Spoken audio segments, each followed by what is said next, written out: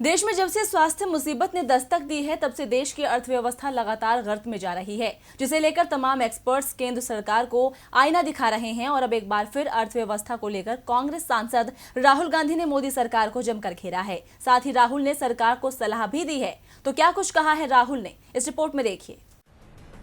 कांग्रेस के पूर्व अध्यक्ष राहुल गांधी अक्सर केंद्र की मोदी सरकार की खामियों को उजागर करते नजर आते हैं।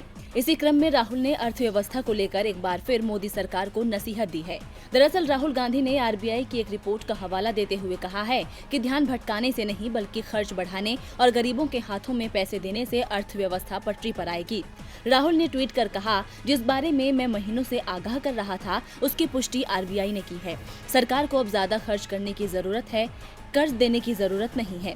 गरीब को पैसा दीजिए, उद्योगपतियों के कर में कटौती नहीं, खपत से अर्थव्यवस्था को फिर से पटरी पर लाइए।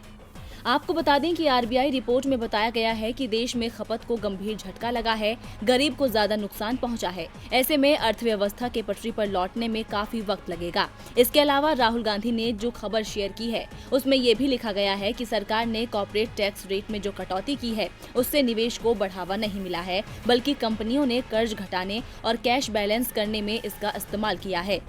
राहुल गांधी ने इस रिपोर्ट का हवाला देते हुए ये भी कहा कि मीडिया के जरिए भटकाने से गरीबों की मदद नहीं होगी और न ही आर्थिक त्रासदी गायब होगी।